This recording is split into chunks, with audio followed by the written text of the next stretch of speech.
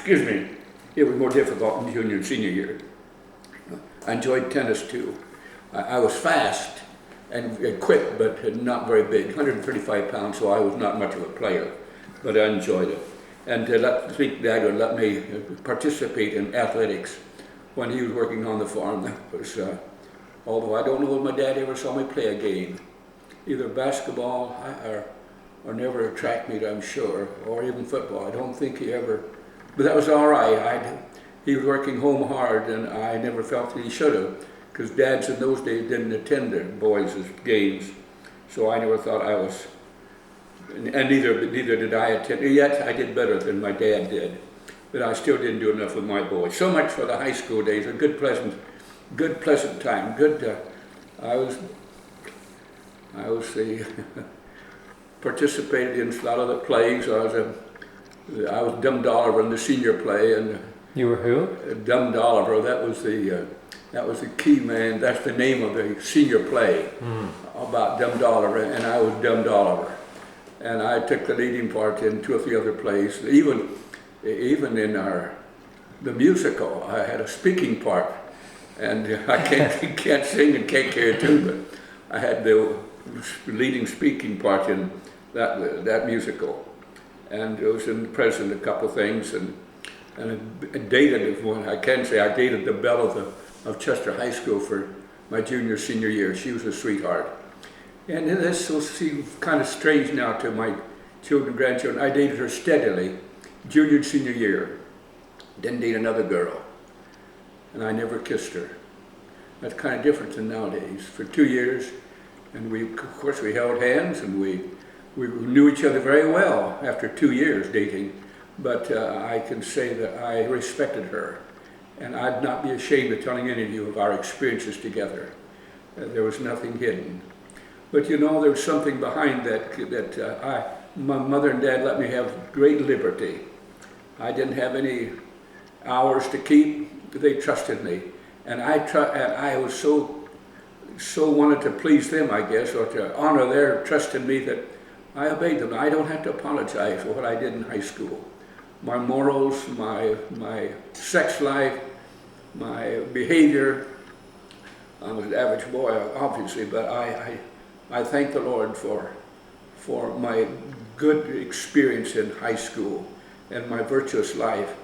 But this kept me well in line. One time, coming home from a date one night, I saw the light in the north window of the farmhouse and knew the mother was still up.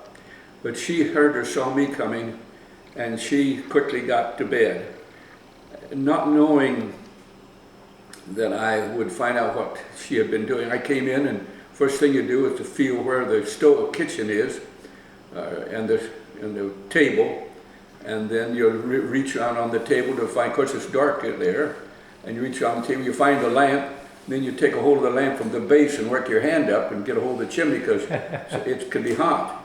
So you take the chimney off, and I lit it and lit the lamp and looked down, and there's Mother's Bible. And she'd been reading the scriptures and praying for a boy, I'm sure, because there on the pages of the Bible were little spots where tears had fallen in the paper and swollen a bit, and there were little bumps on that Bible. And I knew she had been interceding for me. No word spoken, but she's entrusting me to the Lord. One time in college, down at K-State, I was having a rough time. The teacher had told us to write an essay on something, and I wrote on my Christian belief. Now, I did not know a born-again Christian, or a born-again girl or boy at K-State, except one guy, George. Good boy. He was a Pentecostal boy, I found him. And we had fellowship, but I had no other fellowship with Christians at K-State. And after giving an essay on my belief, convictions, the professor read my letter in the class and made comment about it. I didn't have the courage that I have now. I was mortified. I was embarrassed. And I didn't have the strength to live up like I should have, but I had I'm not excusing myself, but it was quite a trauma for me.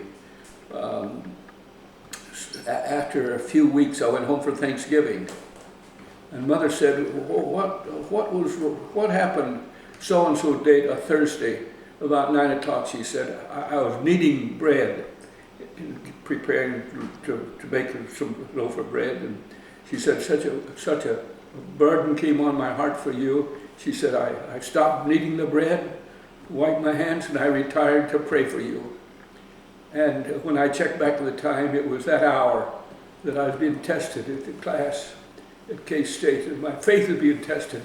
And Mother was just sensitive enough to know, with her walking with the Lord, she knew it was a sort of an hour of crisis for me. Mm-hmm. And when I learned that, I thought, with that kind of backing, I can go most anywhere.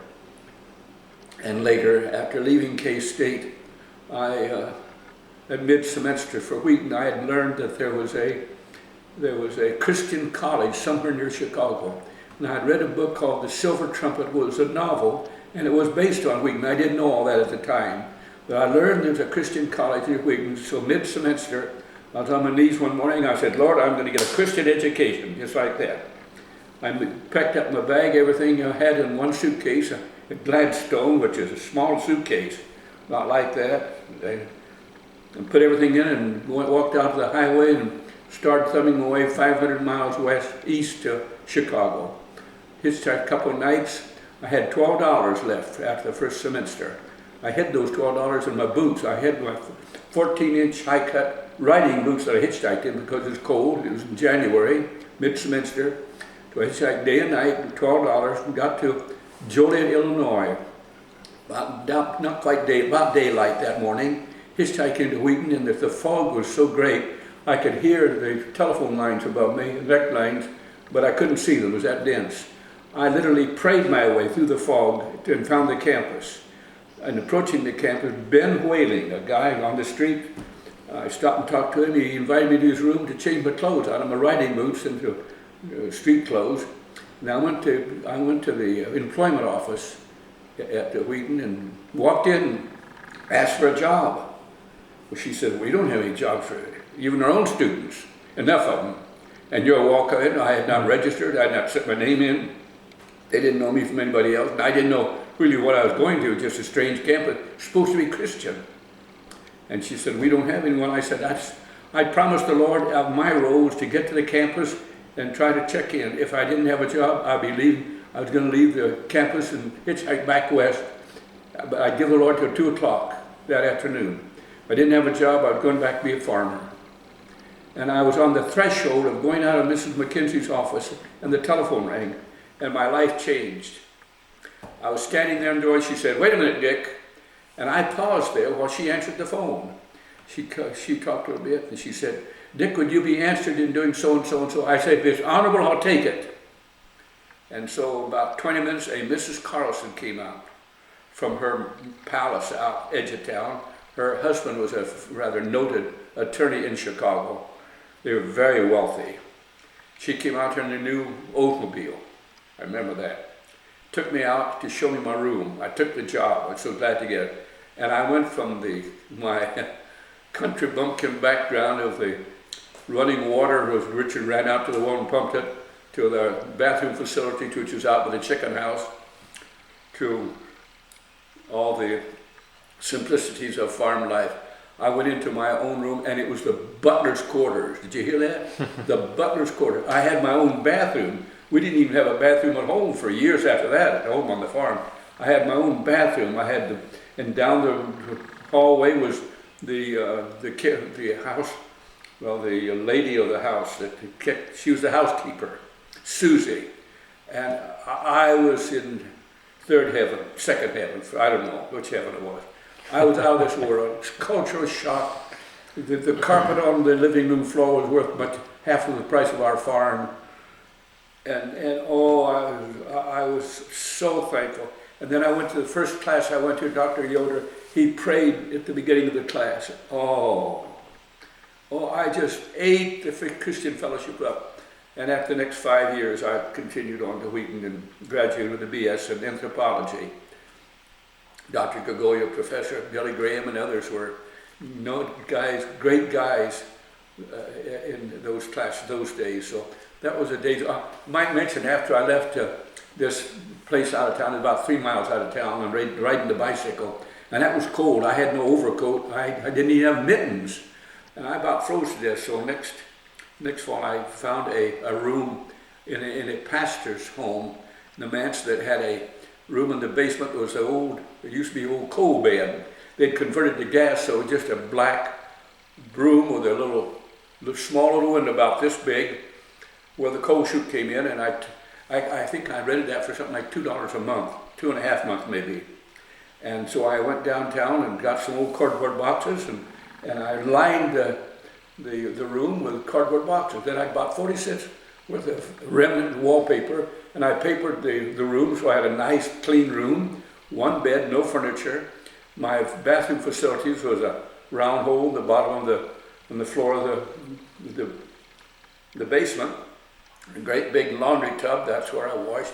But I was getting a Christian education. And of course I sent my clothes home to Mother. We didn't have laundromats in those days, so they had to have a stiff cardboard box about that big, like that, and I'd pack my dirty clothes up, ship them back to Kansas. Mother would wash them in a hurry, iron them, ship them back to me in a week. Meanwhile, I'd still be wearing my one shirt and other items. But I was at Wheaton. I was getting a Christian education. And so that was my abode there for a year or so. Then from then on, I went to be a proctor of the high school boys. That was a good experience. And I started out at Kansas State at 15 cents an hour. What's a proctor? A proctor would be like a dorm? Would be a dorm manager of the Okay. boys. When I started out at Kansas State, I worked 4 hours a day for 60 cents for 4 meals. I worked 4 hours a day for room and board, or 15 cents an hour. When I finished at Wheaton, I was one of the men that ran the heating plant, and I was getting 65 cents an hour. And it was that 65 cents an hour money that I bought Mother's engagement ring. So those are some of my Wheaton days, and I'll continue more about the trip west with our Model A Ford a little bit later. The time went faster than I thought.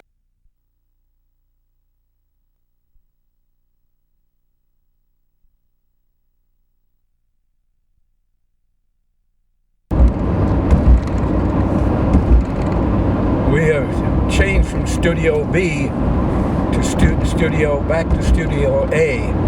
We're right now traveling in Mark's pickup en route to Beatrice to pick up my brother Don, Uncle Don. Then we're going down the farm. So we're trying to utilize all the time we have, so we've moved to this studio for the time being to share a little bit more concerning high school days. I didn't want to admit the transportation changed when I was a sophomore from horseback to a car. I'd saved up enough money, $75, to buy a Model A Ford. And so I transported students junior and senior year, made a little money on it, a few dollars. Back that time, gas was 12 gallons for $1. And so the Model A Ford pulled wheat to town.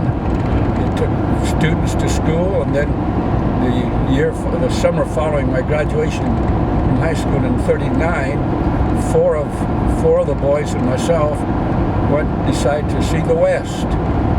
There was our neighbor Adrian Dake, and one of my passengers in the car going to school was Andy Zeke and Max Larkins and Lee Boyd, 5 of us. We got in the old Ford. I provided the car, they provided the gas. We drove some 7,000 miles in 3 weeks and covered most of the western states. Went up into Canada. We cooked along the way and camped along the way. Our records showed that it averaged each one of the boys a fourth of a cent a mile for travel. That's pretty good travel nowadays. Our meals averaged 3 cents a meal. And of course we get all the friends and relatives we could think of en route and invited ourselves in for a meal. And most of the time we slept on the ground, had a tent we laid on the ground, and laid dinner out in Yellowstone. Didn't know the danger at the time. or on the shore on the west coast, or the tide could have come in and wiped us away. A few other things could happen that were rather interesting and not the safest, but we had some 3 weeks that we never forgot. Went to the World's Fair in San Francisco, got in for 50 cents. Remember getting a haircut for 15 cents. So we knew, all of us coming out of the Depression, we knew it was not a problem for us. We knew how to save money. Had a lot of flat tires, repaired the car along the way. Nothing to, if it was heating a little bit too much, to pull over and take a screwdriver and a wrench and do a new job of timing it. All we had to do was change the distributor a bit and advance the spark, and the timing was about all you could do with that.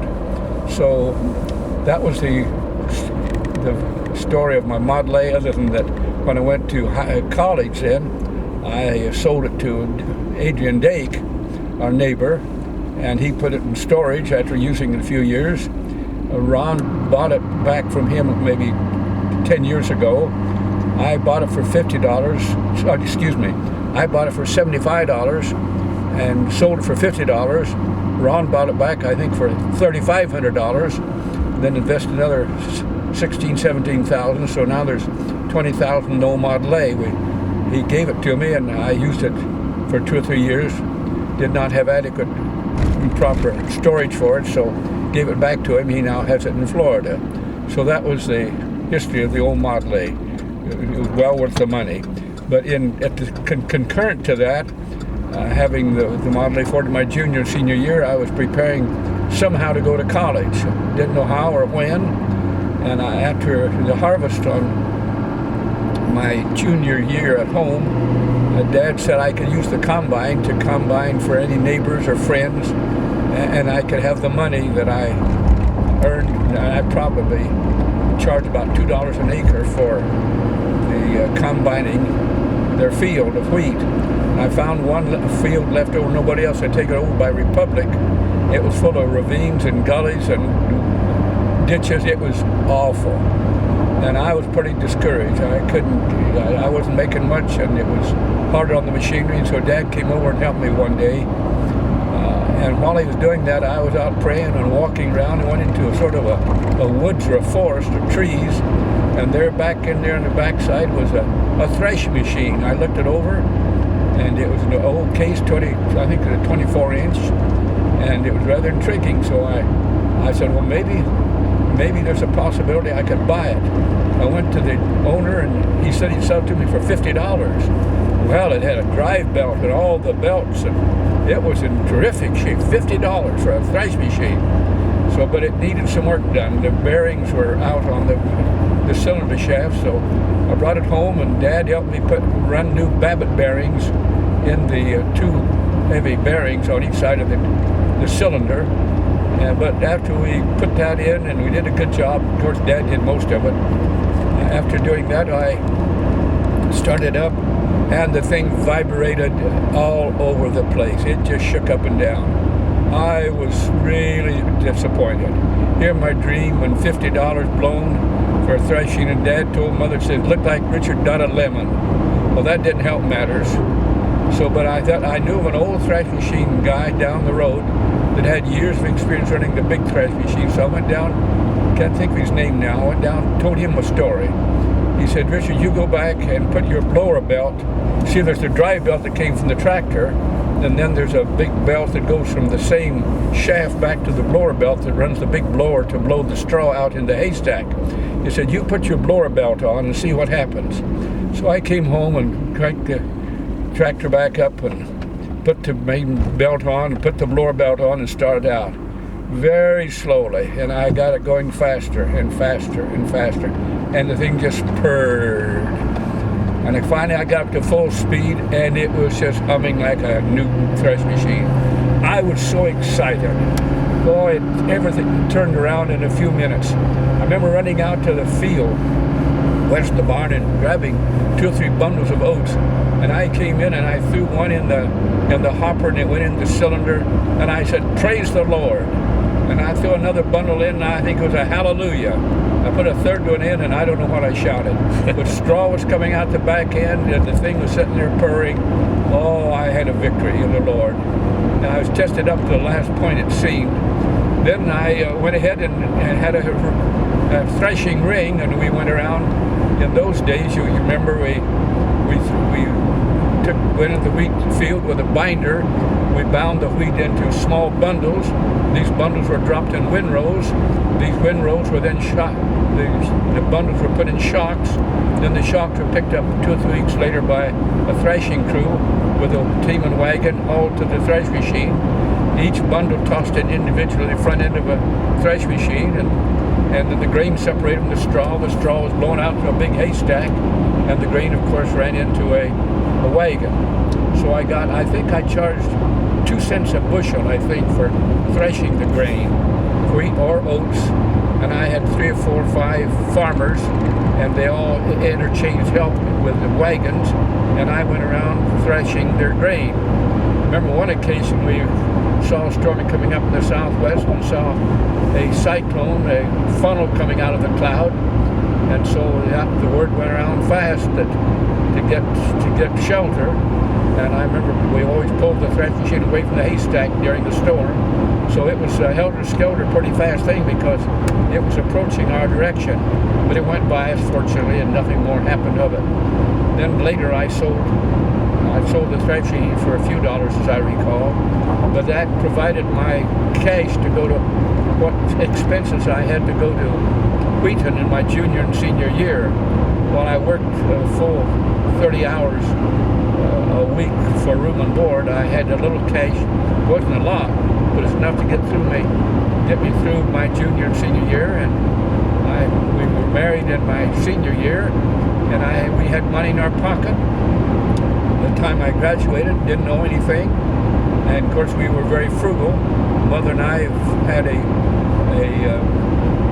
upstairs bedroom for $29 a month, and our furniture was 3 orange crates, 2 of them on end with a board across. That was our cook stove and kitchen equipment, except one orange crate was out the window, and that in the wintertime that was our refrigerator. So 3 orange crates, a board across 2 of them, and a card table that was comprised our furniture, and we were as happy as could be, and very little. Then from then I went into a pastorate at the DuPage Presbyterian Church and went to Northern Baptist Seminary at the same time. And then after a year or 2 at DuPage Presbyterian Church, I took the associate pastor in Aurora, Illinois with Dr. Peter Charsha, which is a great experience. So I had hands-on experience while going to seminary. In fact, as a young pastor, I was in a very big church, having a lot of exposure, lots of good experience. And I remember one weekend I had 5 funerals as a student pastor, so it was a good training for the future. And from there I went to Youth Gospel Crusade as a youth evangelist for a year or so.